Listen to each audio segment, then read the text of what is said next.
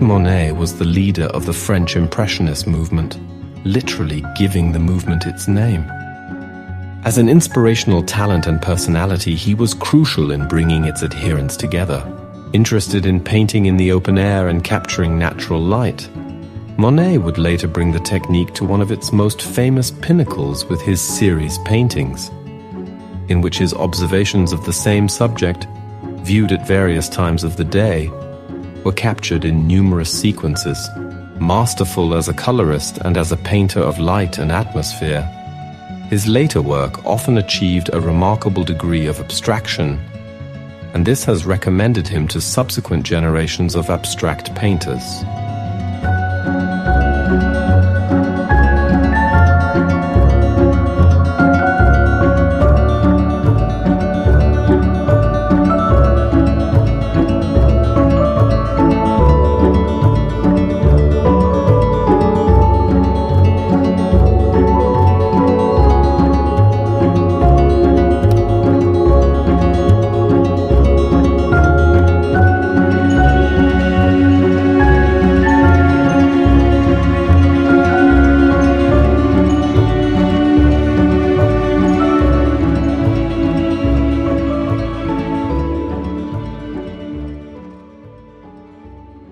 A corner in the garden at Montgeron, Coin de Jardin à Montgeron, is an oil-on canvas painting from 1876. It is held in the Hermitage Museum in St. Petersburg. It shows a flowering corner of the garden of the Château de Rottenbourg in Montgeron, near Paris, which then belonged to Ernest Hochedet. He invited Monet that summer and autumn to paint 4 large canvases for his round living room. The following year, Hochedet went bankrupt, and because of that he never received the paintings, since the chateau was sold. Ivan Morozov bought the work in 1907, and 10 years later it was seized by the Soviet state after the October Revolution.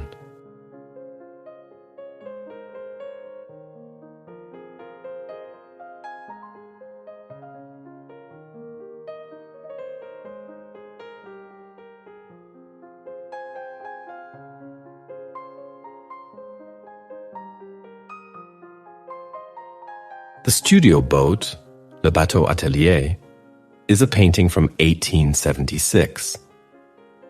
The work depicts Monet at work in his studio boat on the Seine in Argenteuil. It was executed en plein air in oil on canvas. It currently is in the collection of the Barnes Foundation of Philadelphia. Monet bought the boat around 1873, soon after moving to Argenteuil. He described the boat as a cabin made out of planks where I had just enough room to set up my easel. Monet most likely modeled his studio boat on the studio boat used by his friend and contemporary Charles-François d'Aubigny. The floating studio enabled Monet to paint views from the Seine that would otherwise be inaccessible, beginning with a series of paintings of the sailing boats at Petit Gennevilliers. Monet lived near the Seine throughout his life and painted his studio boat on several occasions, both at Argenteuil and at Giverny, where he later lived. He was also pictured by his friend Edouard Manet, working on the boat in 1874 in the company of his wife Camille.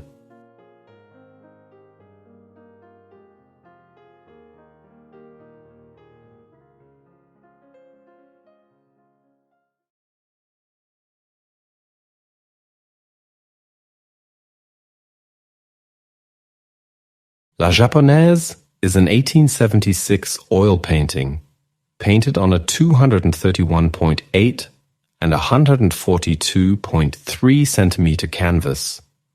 The full-length portrait depicts a European woman in a red uchikake kimono standing in front of a wall decorated by Japanese fans.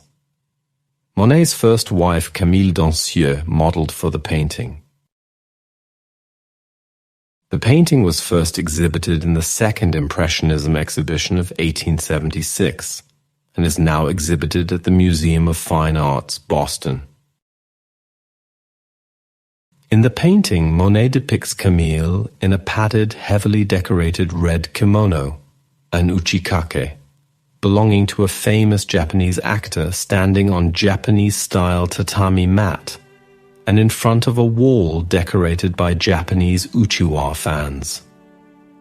Camille, whose hair was dark, wears a blonde wig, emphasizing her identity as a European woman, indicating that the painting shows the performance and appropriation of Japanese culture rather than an authentic Japanese environment. Camille's body, turned in profile, shows her face turned towards the viewer, a gesture likely inspired by gestures found in traditional Japanese dance. Illustrations depicting Japanese dance, such as Charles Bergman's A Japanese Dinner Party, were popular in Europe at the time and would likely have been available for Monet to draw inspiration from.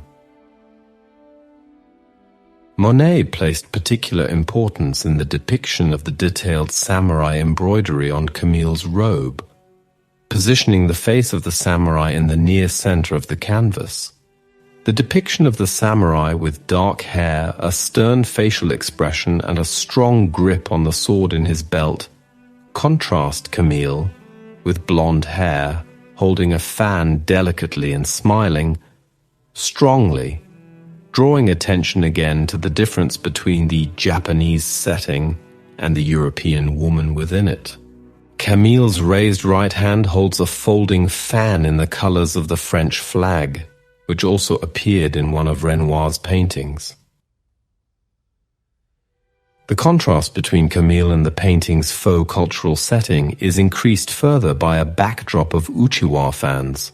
Though most depict only hazy impressionist landscapes, with one on the left showing a red-crowned crane, a fan to the right of Camille's raised right hand shows a Japanese woman wearing a kimono and a traditional hairstyle depicted on a rosy red background, separated from the others with a contrasting background. It draws attention as the woman's face tilts in the opposite direction to Camille's, echoing the other. While Camille looks out at the viewer with a smile, the woman in the fan shows an almost astonished facial expression looking at her European counterpart.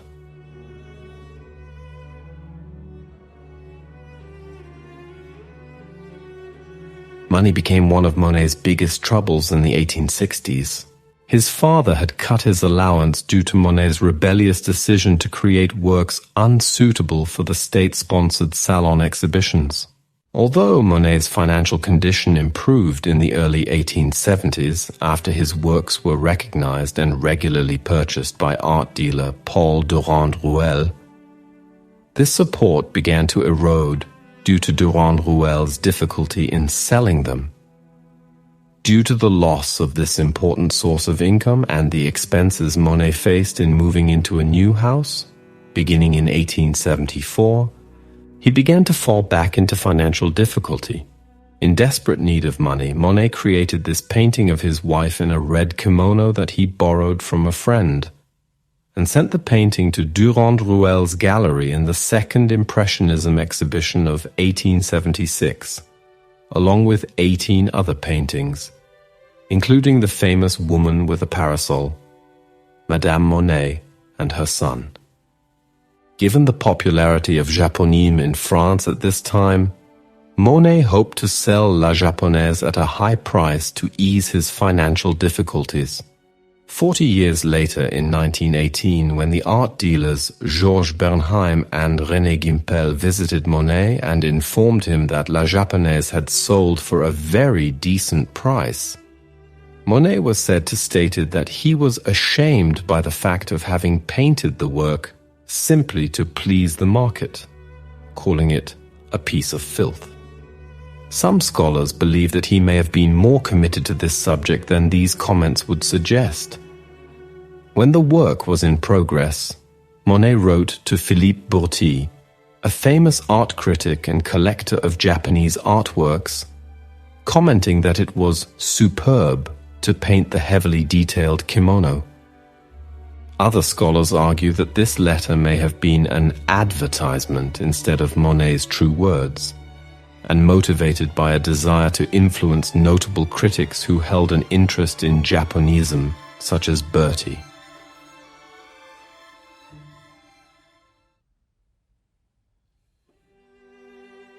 Another possible motivation for the creation of this painting is that Monet wished to compete with his friend Edouard Manet's work, The Lady with the Fans, modeled by Nina de Callias in 1873.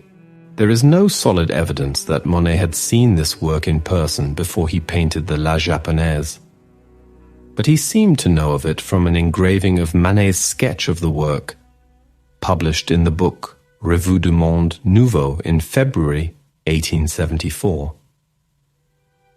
A 1876 review in the journal Le Soleil even described Monet's works as following suit. After being exhibited in the second Impressionism exhibition in 1876, the painting received attention, though not always positive, from art critics. The criticism seemed to embarrass Monet, who likely withdrew the work from the exhibition before its end to prevent public viewing, though he claimed the work had been purchased by a secret buyer at the unbelievably high price of 2,020 francs. Many art historians have questioned the authenticity of this record-breaking price, with a variety of different explanations. Some believe that it was a publicity stunt played by Monet and Ernest Hochschild, that Hochschild bought it at a high price and Monet secretly repurchased it back. Another art historian believes that the purchase was a face-saving fable to move the public attention away from the embarrassing criticism. The hypothesis that the unprecedentedly high price was not real offers an explanation for the content in a letter from Monet to his friend Edouard Manet, in which the painting was mentioned. Monet wrote, "I would be very obliged to you if you would not repeat to anyone what I told you on the subject of La Japonaise. I have promised to keep it quiet. It would inconvenience me. I count, then, on your discretion, and in case you may already have dropped a word to Dubois, recommend to him the most complete silence. Otherwise, there would be endless gossip and annoyances for me." It is possible that Monet had informed Manet of his trick, and that he had warned him not to tell anyone else, or that Monet wanted to hide from the public the painting Camille had modeled for, given the criticism of the painting's sexually suggestive nature. Though no one mentioned Camille's name in connection with the work until Monet revealed her role to Georges Bernheim and René Gimpel in 1918, the blonde wig having disguised her identity until this point. Monet himself did not have a high opinion of the work, describing it to Bernheim and Gimpel as une saleté, a piece of junk. The mixed reception has continued to the 21st century, with critics such as Julian Barnes, in a generally enthusiastic introduction to Monet, singling out the piece as ferociously awful. The Museum of Fine Arts curator notes, by contrast, describe it as a virtuoso display of brilliant color that is also a witty comment on the then current Paris fad for all things Japanese.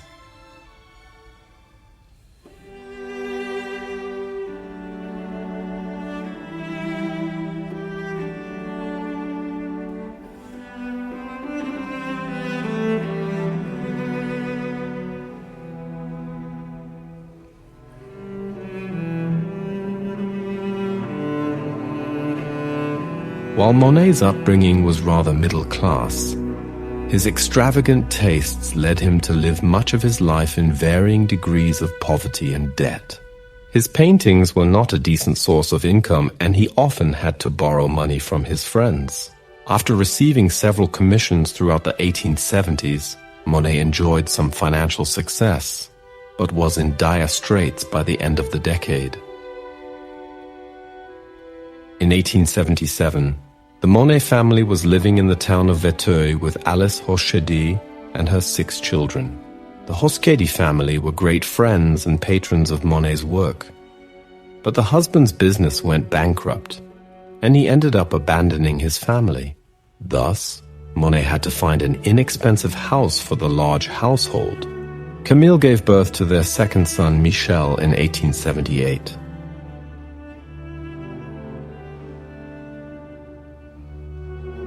But when Camille died about a year and a half later, there was a change in Monet's work. Focusing more on the flux of experiential time and the mediating effects of atmosphere and personality on subject matter. Alice continued living with Monet, and she became his second wife in 1892, after Ernest Hochedi passed away.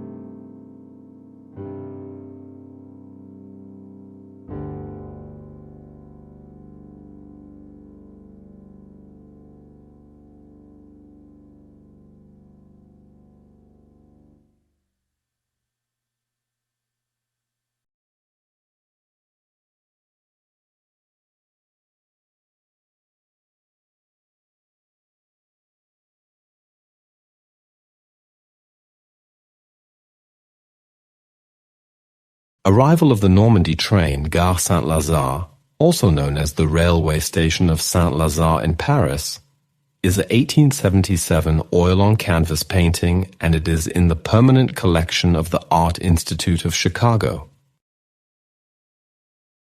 The Impressionist painting depicts a steam train from Normandy arriving at the Gare Saint-Lazare railway station in Paris, with crowds of people waiting amid the steam and smoke under the vaulted iron and glass vault of the station's train shed. It was painted en plein air at the station.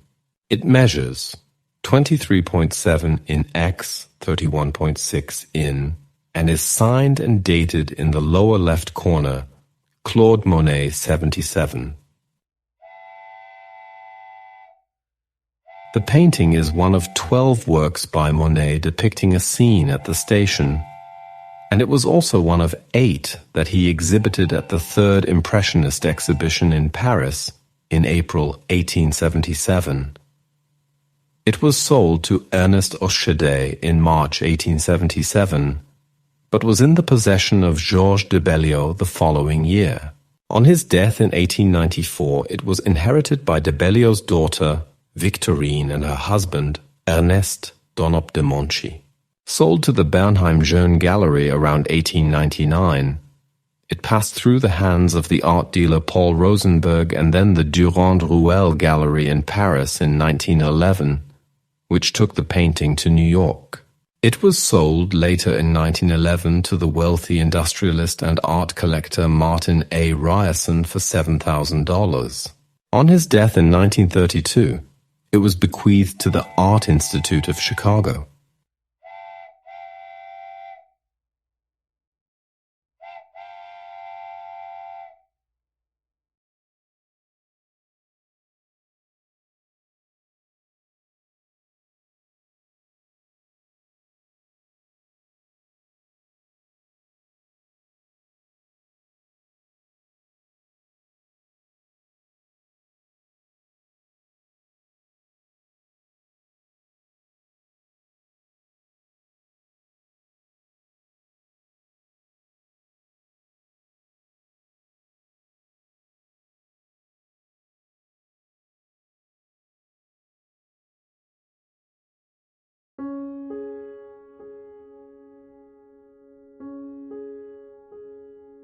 Waves Breaking is an 1881 canvas, and it was painted on the coast of Normandy and follows the example of Gustave Courbet's marine paintings, as in having been executed with the painter having faced out toward the sea. The work is held at Legion of Honor, which is part of the Fine Arts Museums of San Francisco. It is considered a work of marine art. The dramatic compositions of Monet's paintings of the coast, with fragments of cliffs on one edge of the painting silhouetted against the huge expanse of sea, a spike of rock seen through a rock arch, twisted needle rocks thrusting from the sea, are very close to motifs in his favorite Japanese prints Great Wave off Kanagawa by Katsushika Hokusai. They suggest that rather than transform these motifs into his own compositions as he had done, he wanted his increasingly elite audiences to recognize them as direct variations on Japanese themes. Romantic and realist painters had long painted the Norman coast. Manet and Monet's seascapes of the 1860s had been influenced by Japanese prints, as had Millet's paintings of cliffs above the sea of the early 1870s, and perhaps some of Courbet's paintings of motifs on the Channel coast in the late 1860s. In the 1880s, Monet chose more abstract modes of embodying the thrust of cliffs and the surge of the sea around weathered rocks. In his Waves Breaking 1881, he followed the example of Courbet's Marines, in which the artist had faced the sea directly and simply divided his painting horizontally into sea and sky. But Monet's painting is radically different. Gustave Courbet emphasized the substance of the sea, its luminosity, its vast recession, while in his paintings of breaking waves he depicted the glassy depths of a rearing wave and its break into foam. Monet's painting is rather disconcerting, consisting of row upon row of loose, curved strokes, painted with thick, pasty paint, with only a strip of flatter brushstrokes to give a sense of the horizontal stretch of the sea. Yet, as one looks, one begins to see that these abstract brushstrokes create a sense of the ceaseless movement of the waves, and of the way those in the foreground catch a late gleam of cold, late afternoon light. The painting is almost perverse in its assertion of the sheer materiality of the medium. Yet this is the materiality that can momentarily convince that solidified paint is mobile and fluid.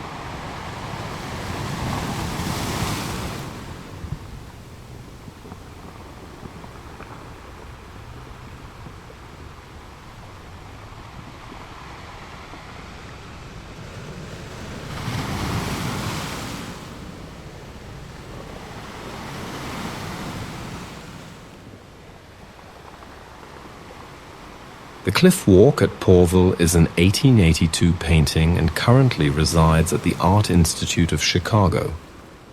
It is a landscape painting featuring two girls atop a cliff above the sea.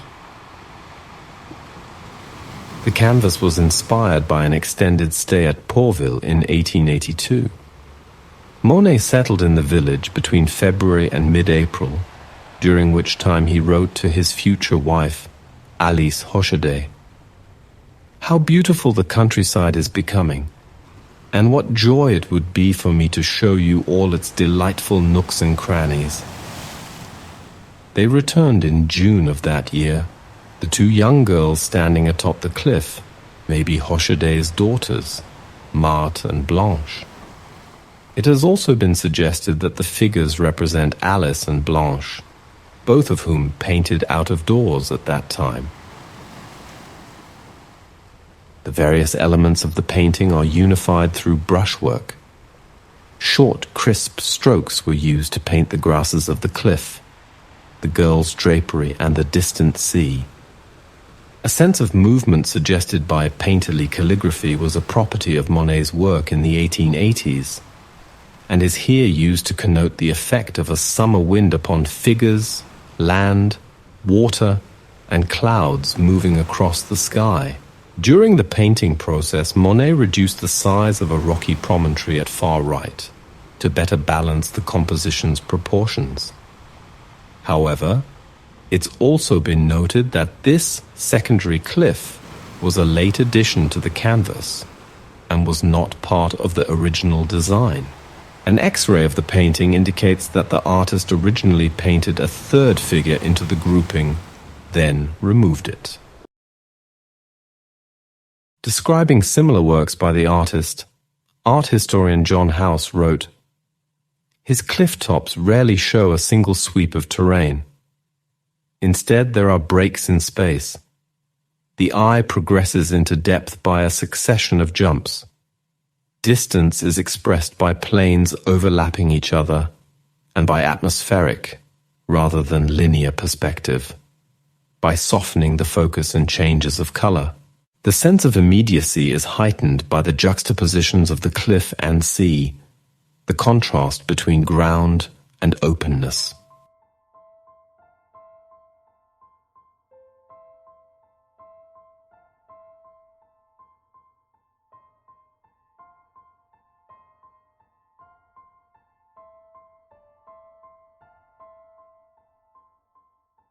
The Stormy Sea in Étretat is an oil-on-canvas painting from 1883.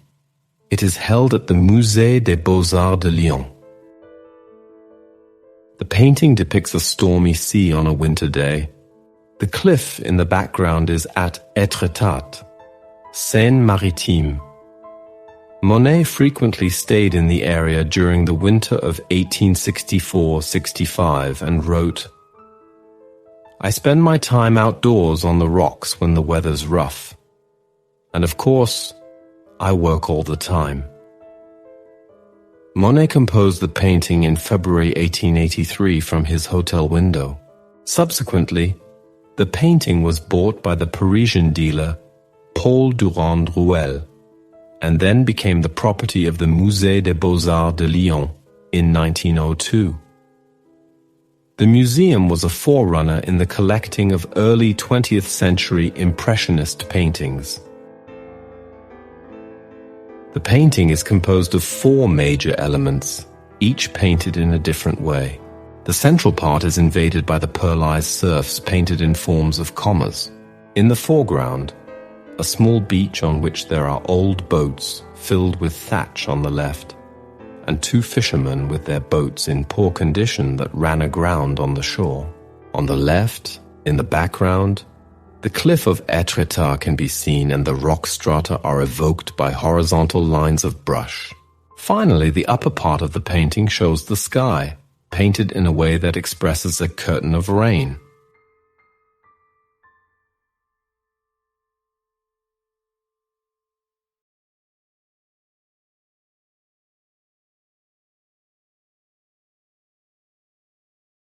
Portrait of Père Paul, also known as Monsieur Paul, or the chef.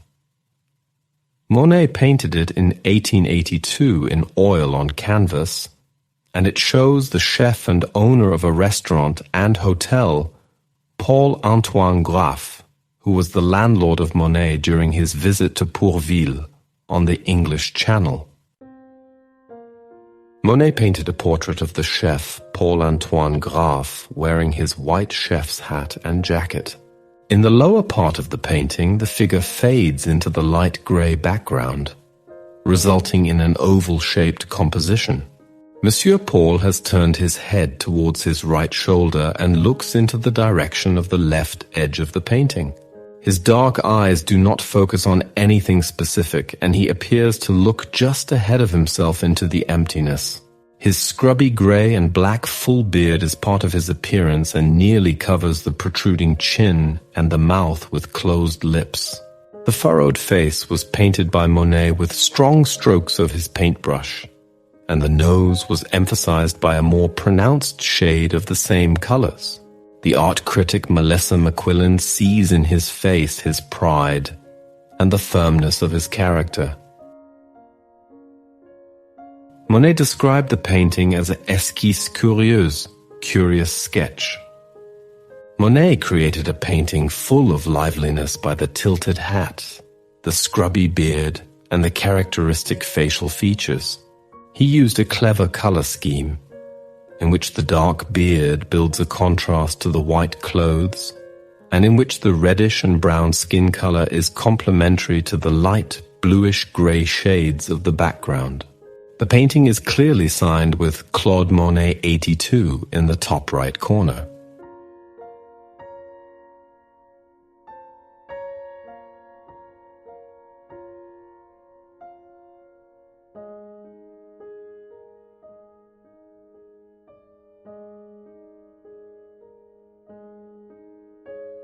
Pêcheurs dans la Seine à Poissy, also known as Anglers on the Seine at Poissy, is an 1882 painting and was acquired in 1942 by the Kunsthistorisches Museum of Vienna, but was later, as part of a reorganization of their artwork, transferred to its current home in the Schloss Belvedere in the same city. The work is one of only 4 images of Poissy, which lies some 25 kilometers northwest of Paris, that Monet produced during the 2 years he lived there, December 1881 to April 1883. With his companion Alice Hocheday and their combined families, he occupied the capacious Villa Saint-Louis, overlooking his beloved river Seine, but nevertheless found the town offered him little of interest from an artistic point of view.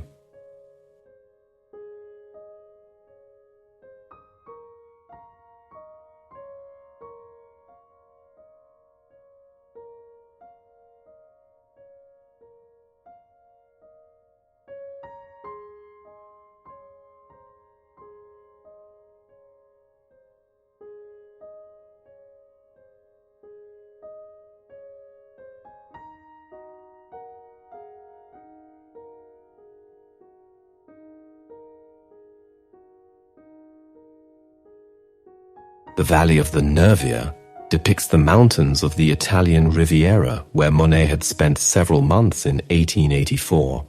The composition comprises 3 horizontal bands of color, an upper white band of snow-capped mountains, a green band of foothills, and the lower beige foreground in which the village of Camporosso nestles under the foothills on the banks of the river Nervia.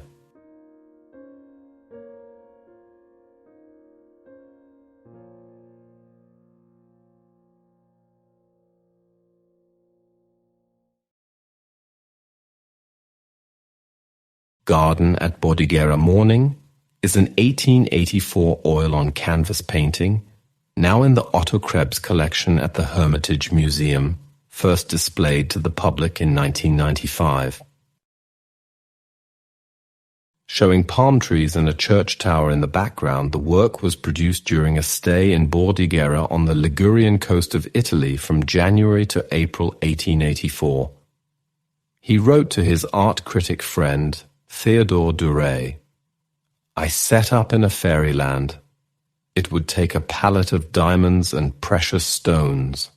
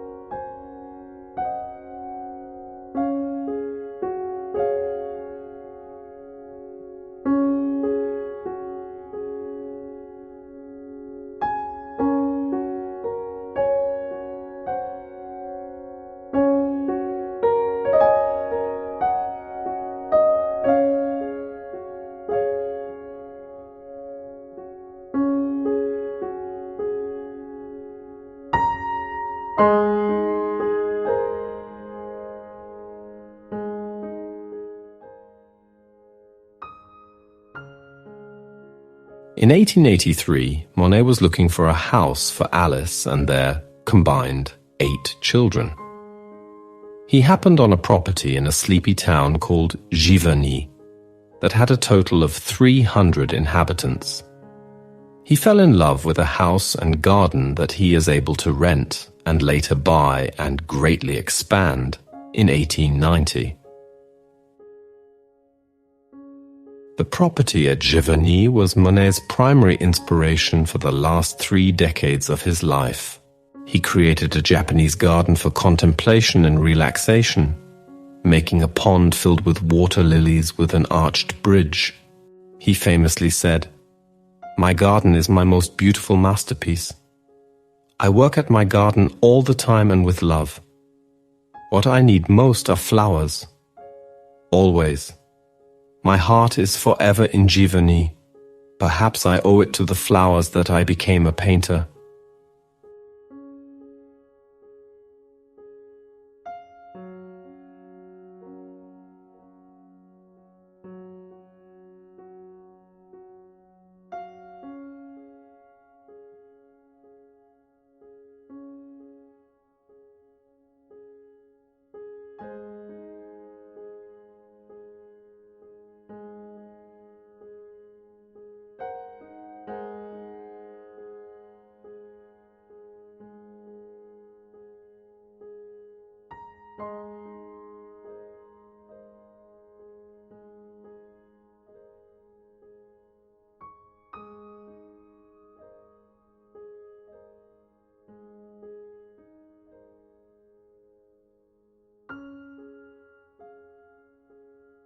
Haystack near Giverny is an oil-on-canvas painting by Claude Monet from 1884. It is held in the Pushkin Museum in Moscow. It is a precursor to his 1890s Haystacks series. It was bought by Paul Durand-Ruel in 1906, and in spring 1907 he sold it on to Ivan Morozov. A letter from Durand-Ruel on 27 May 1907 confirms he received 10,000 francs from Morozov for that work and 40,000 francs for a corner in the garden at Montgeron. The former arrived in Moscow on 10th October that year. His collection was seized by the state after the October Revolution. The painting was assigned to the State Museum of Modern Western Art until its closure in 1948, then moved to its present location.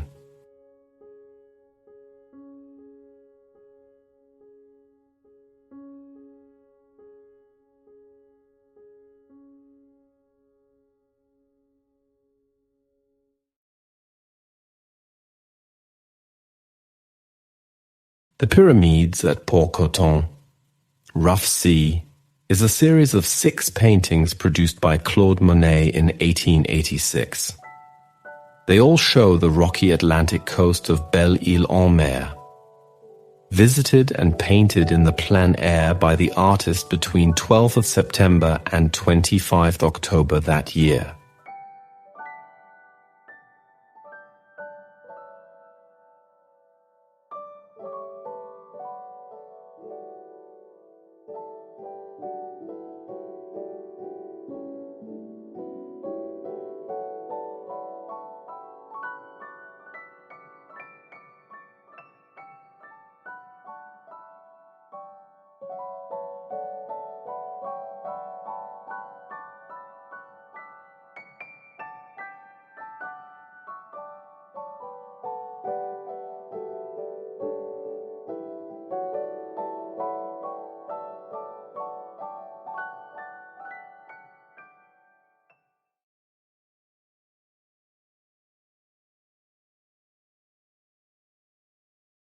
In the woods at Giverny, Blanche Hocheday at her easel with Suzanne Hocheday reading.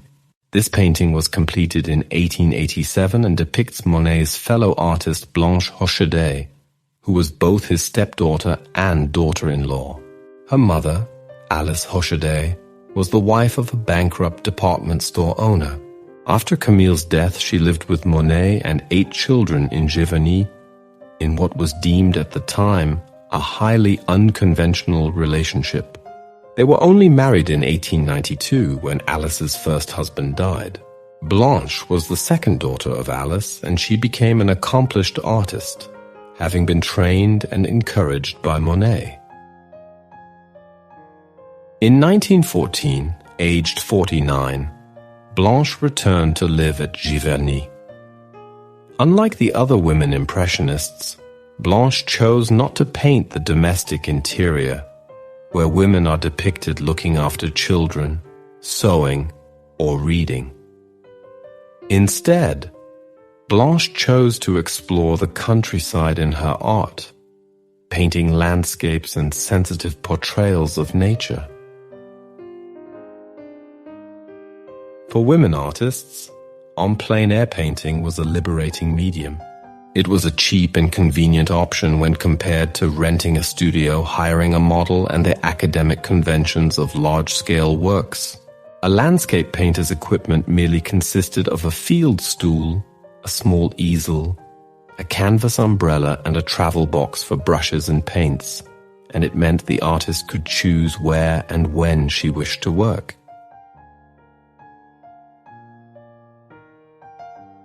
Blanche found it difficult to gain prominence in the art world due to her gender, although she was actively supported by her father-in-law, particularly by his respectful representation of her in his own paintings. Monet portrays Blanche at work, her palette in one hand, while she paints with the other. Straight-backed and confident, she works with determination. Her older sister Suzanne sits nearby, lounging against a tree. Monet often depicted the women of his family engaged in leisurely pursuits, but he tended to depict Blanche as being active and painting, underlining his respect for her work.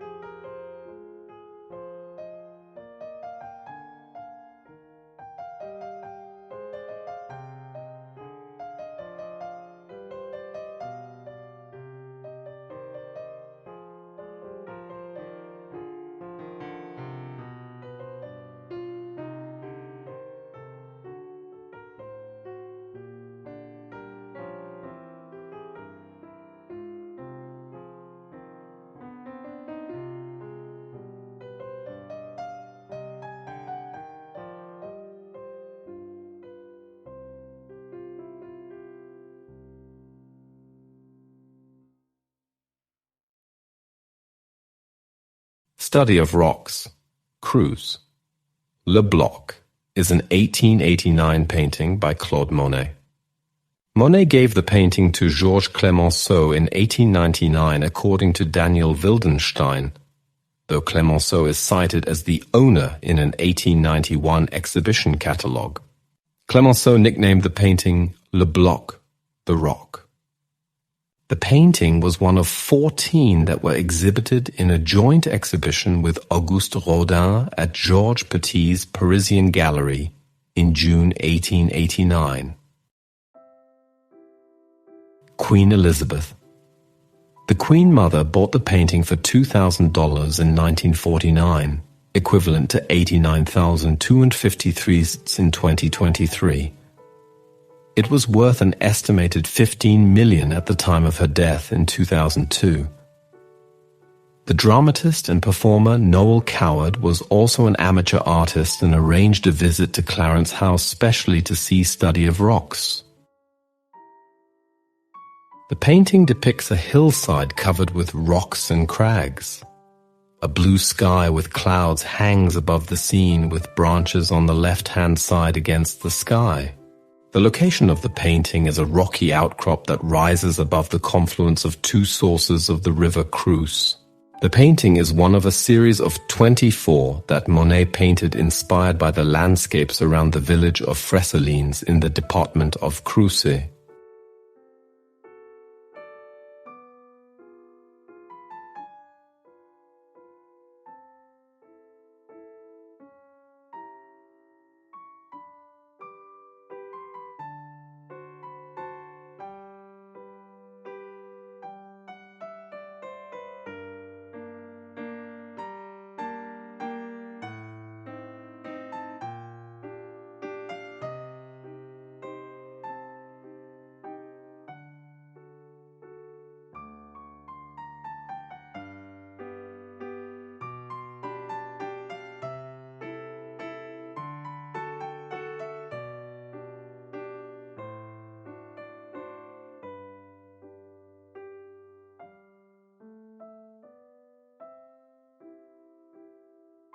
The Haystacks, Sunset.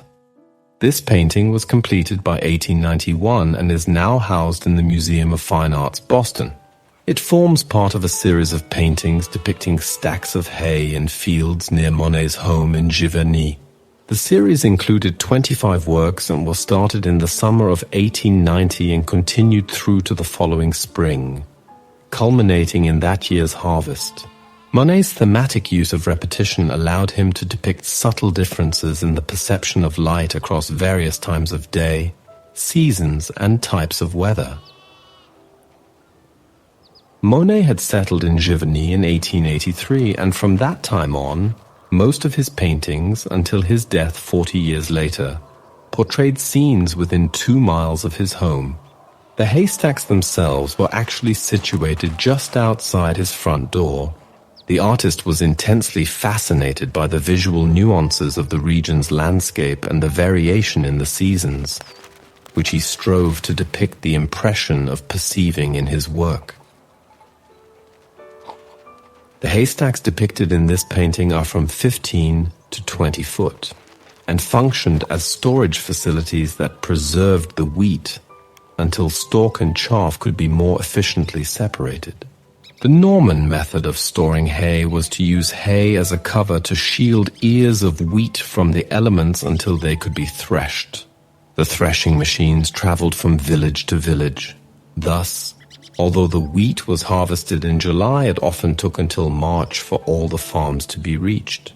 These stacks became common in the mid-19th century. This method survived for 100 years until the inception of combine harvesters. Although shapes of stacks were regional, it was common for them to be round in the Paris basin and the region of Normandy in which Giverny is situated. The Haystacks series was a financial success.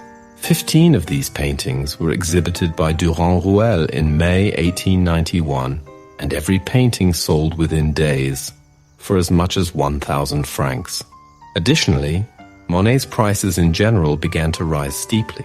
As a result, he was able to buy outright the house and grounds at Giverny and to start constructing a water lily pond. After years of financial difficulties, he was now able to enjoy success and live comfortably. On May 14, 2019, a privately held work from this series, Grainstacks 1890, exchanged hands at $110.7 million, setting a record for a Monet work and becoming the first Impressionist work to surpass $100 million. The buyer of the work was Hasso-Plattner. Since September 2020, the painting is on display at the Museum Barberini in Potsdam.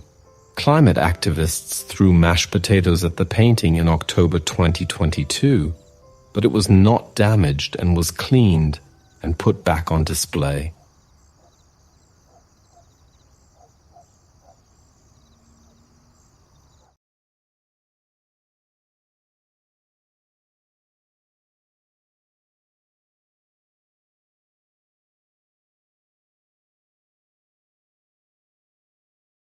Rouen Cathedral Facade, Sunset. This painting forms part of the Rouen Cathedral series, which depicts the facade of the Cathédrale Notre-Dame at different times of the day and year, reflecting changes in the edifice's appearance under varying conditions. Numbering more than 30 works in all, the series was begun in 1892 and completed in Monet's studio in 1894. The artist rented spaces across the street from the cathedral, where he set up temporary studios for the purpose. In 1895, he selected what he considered to be the 20 best paintings from the series for display at his Paris dealer's gallery, and he had sold 8 of these works before the exhibition was over. Artists Pissarro and Cézanne visited the exhibition and praised the Rouen Cathedral series highly. Monet was keen to explore how light imparts a distinctly different character to a subject at different times of the day and the year, which he made a focal point of the series. By focusing on the same subject through a whole series of paintings, Monet was able to concentrate on recording visual sensations themselves. The subjects did not change, but the visual sensations due to the mutable conditions of light changed constantly.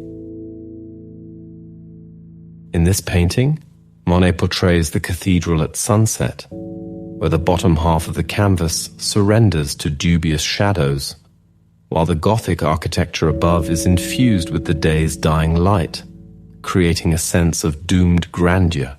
The subtle interweaving of colors, as well as Monet's keen perception and his brilliant use of texture, all serve to create a poignant portrayal of the twilight hour. Painting the cathedral was a challenging task, even for Monet. Michael Howard, in his Encyclopedia of Impressionism, writes, "As always, the pictures gave him intense difficulties, which threw him into despair. He had vivid nightmares of the cathedral in various colors, pink, blue, and yellow, falling upon him." Monet wrote, "Things don't advance very steadily, primarily because each day I discover something I hadn't seen the day before. In the end, I'm trying to do the impossible." Monet found that the thing he had set out to paint light was an almost impossible thing to capture because of its ever-changing nature and its extreme subtlety. He was assisted, however, by his ability to capture the essence of a scene quickly, then finish it later using a sketch combined with his memory of the scene. For these paintings, he used thick layers of richly textured paint, expressive of the intricate nature of the subject. Paul Hayes-Tucker in Claude Monet, Life and Art, writes, "Monet's sensitivity to the natural effects he observed are just one factor that make these pictures so remarkable. The way he manipulates his medium contributes to their majesty as well. For the surfaces of these canvases are literally encrusted with paint that Monet built up layer upon layer like the masonry of the facade itself."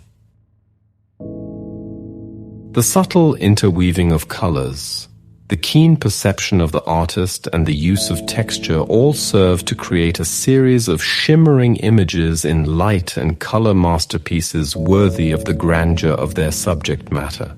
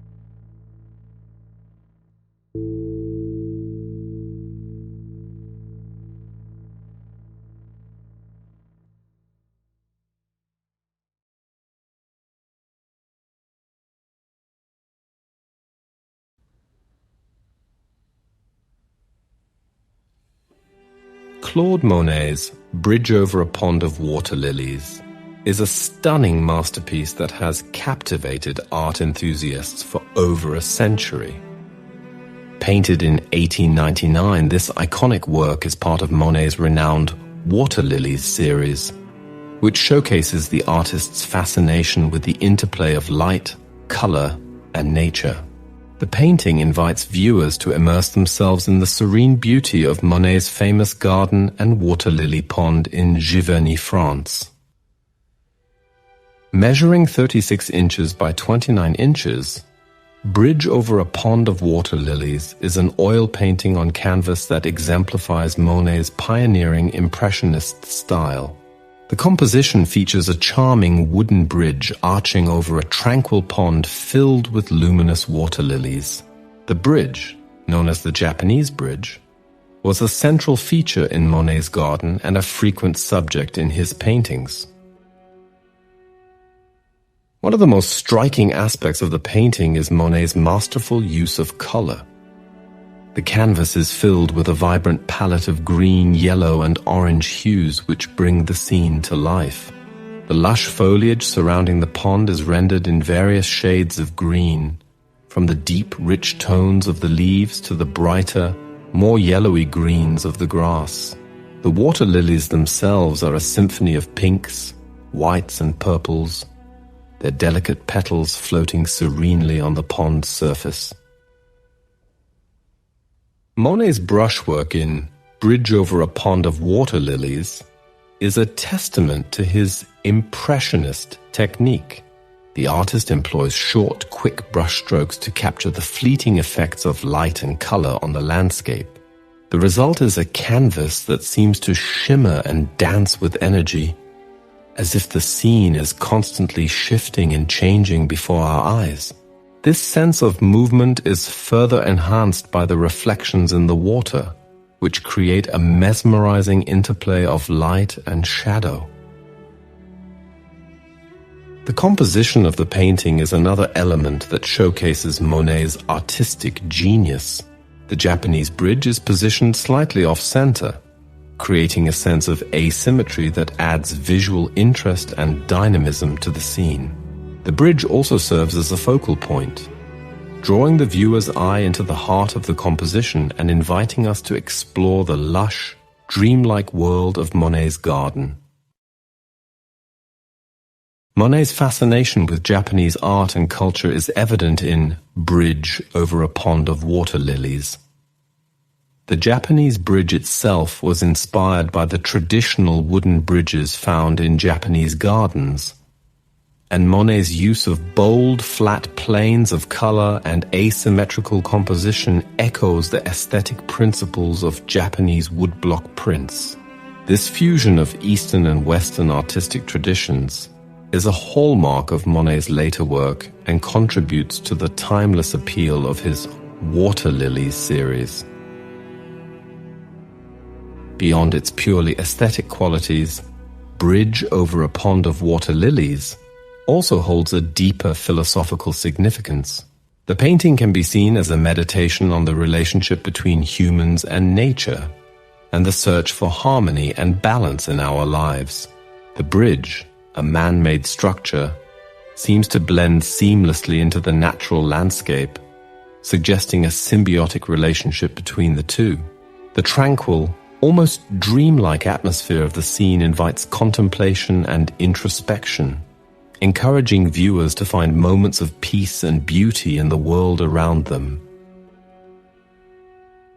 The enduring popularity of Bridge Over a Pond of Water Lilies is a testament to its universal appeal. The painting has been housed in several prestigious institutions, including the Metropolitan Museum of Art in New York and the National Gallery in London. It has inspired countless artists, writers, and thinkers, and continues to captivate new generations of art lovers around the world. In many ways, Bridge Over a Pond of Water Lilies encapsulates the essence of Monet's artistic vision. It is a celebration of the beauty and wonder of the natural world, a testament to the power of light and color, and a meditation on the human experience.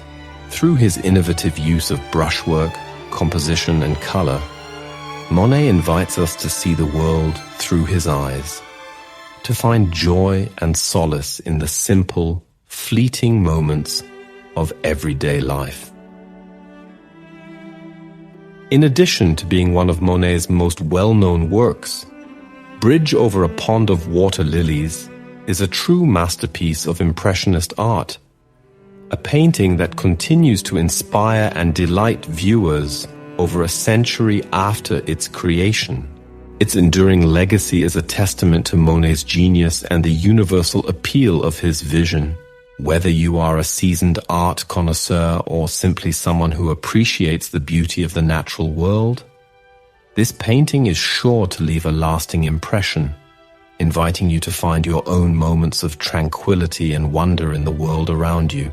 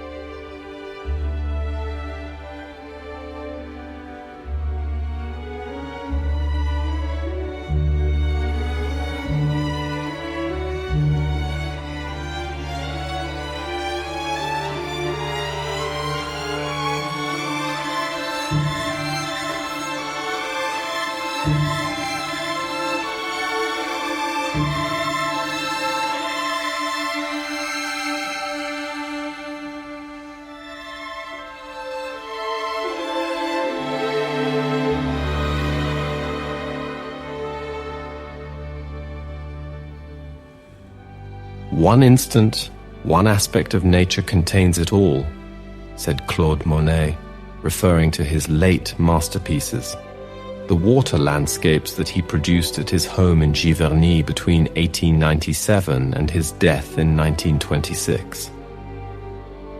These works replaced the varied contemporary subjects he had painted from the 1870s through the 1890s with a single, timeless motif water lilies. The focal point of these paintings was the artist's beloved flower garden, which featured a water garden and a smaller pond spanned by a Japanese footbridge.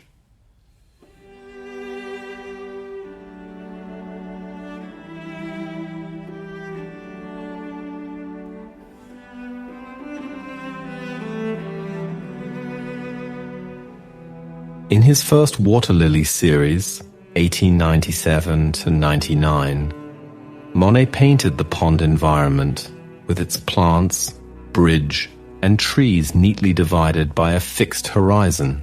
Over time, the artist became less and less concerned with conventional pictorial space.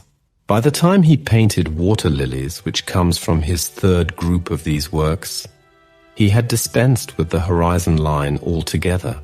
In this spatially ambiguous canvas, the artist looked down, focusing solely on the surface of the pond, with its cluster of vegetation floating amid the reflection of sky and trees. Monet thus created the image of a horizontal surface on a vertical one.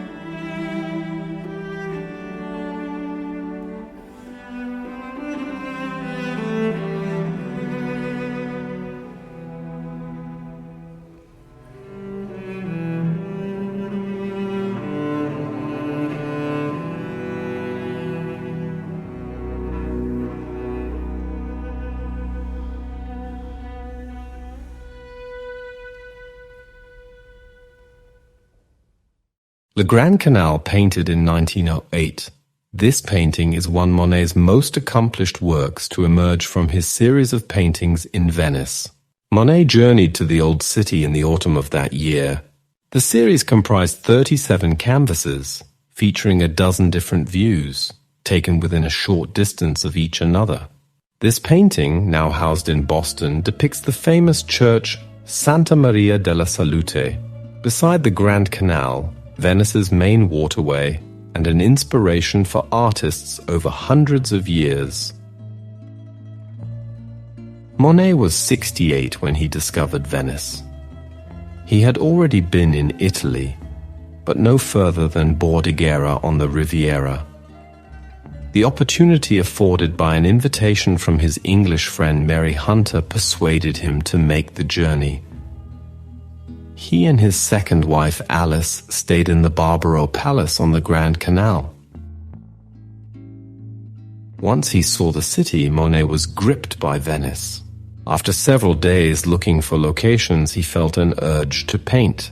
According to Monet, he believed he only delved in trials and beginnings in Venice.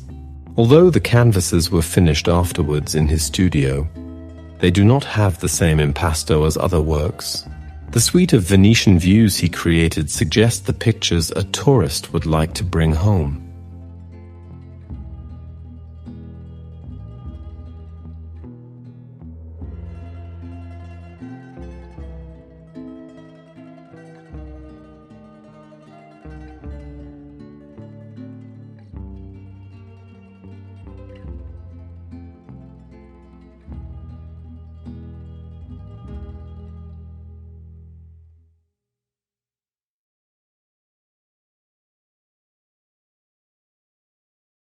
Ultimately, Monet preferred to be alone with nature, creating his paintings rather than participating in theoretical or critical battles within the artistic and cultural scene of Paris.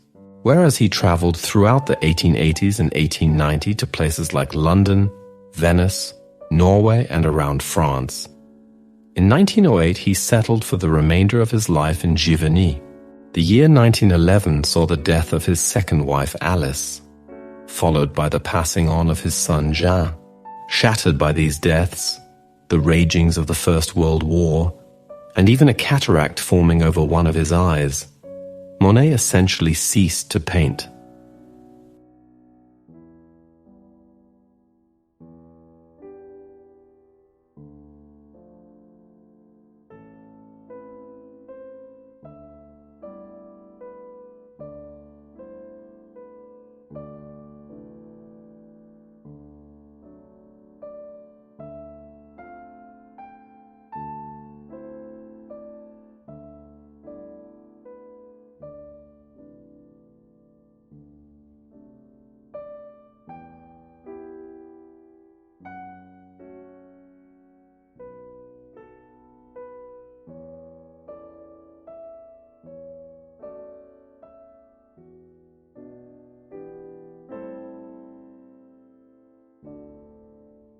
At the time, the French statesman Georges Clemenceau, who happened to also be Monet's friend, asked Monet to create an artwork that would lift the country out of the gloom of the Great War. At first, Monet said he was too old and not up to the task, but eventually Clemenceau lifted him out of his mourning by encouraging him to create a glorious artwork, what Monet called the Great Decoration. Monet conceived a continuous sequence of waterscapes situated in an oval salon as a world within a world. A new studio with a glass wall facing the garden was built for this purpose. And despite having cataracts, one of which he had surgically removed, Monet was able to move a portable easel around to different places within the studio to capture the ever-changing light and perspective of his water lilies. He continued to work on his water paintings right up until the end of his life. The Orangerie Museum was ultimately built with 2 elliptical rooms constructed to house Monet's water lilies. The all-over compositions of the canvases and the designed rooms allowed the viewer to feel as if they were within the water surrounded by the foliage. The ultimate installation was loved by many critics and was most famously proclaimed the Sistine Chapel of Impressionism by the surrealist writer and artist André Masson.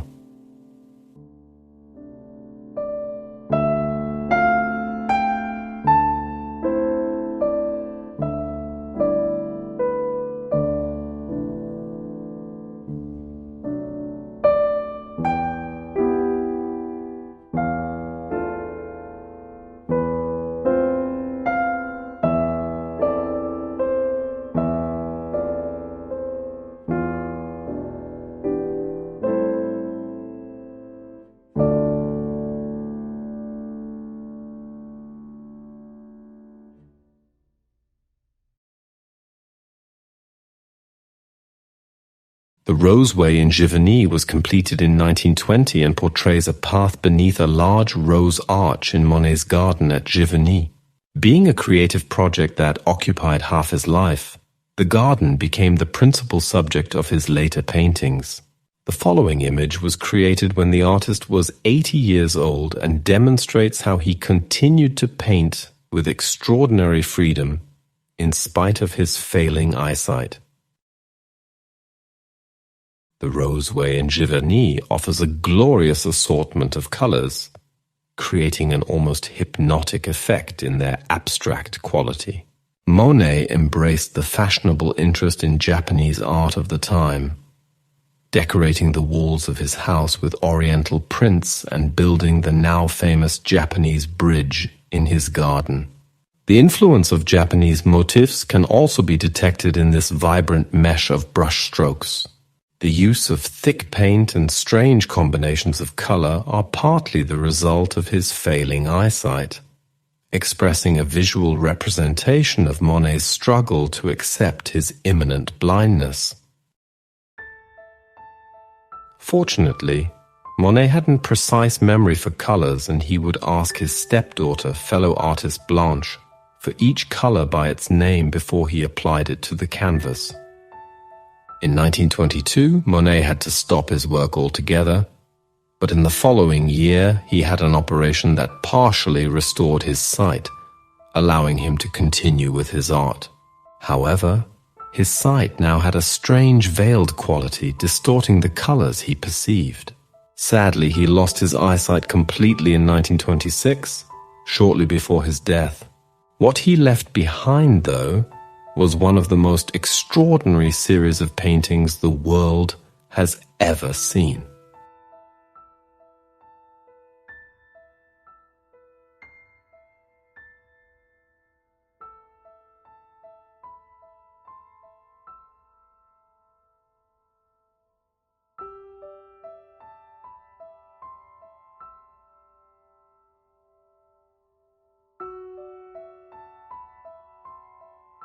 Monet's extraordinarily long life and large artistic output befit the enormity of his contemporary popularity.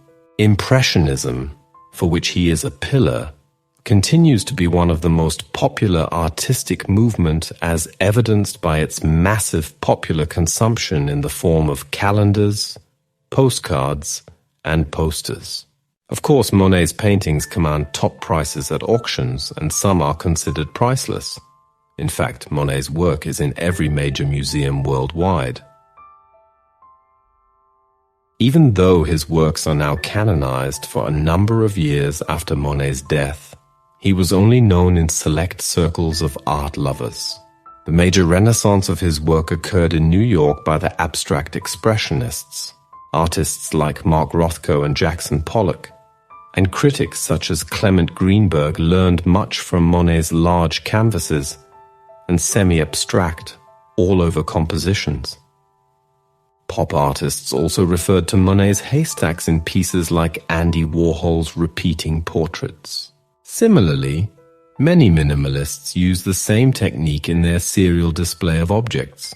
In fact, Impressionism and Monet are now considered the basis for all of modern and contemporary art, and are thus quintessential to almost any historical survey.